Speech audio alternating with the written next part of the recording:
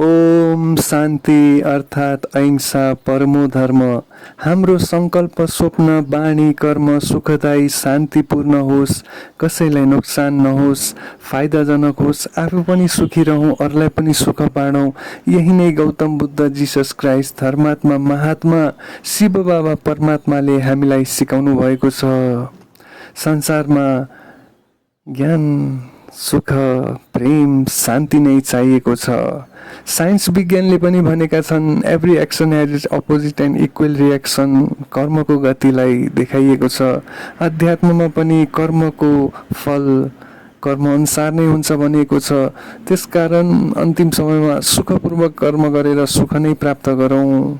Survey भवन्तु सुखिनः, survey Santu निरामय, सर्वे भद्राणि पश्यन्ति, मा कश्चित् दुःख भागवते। ओम शान्ति शान्ति, धन्यवाद, नमस्ते।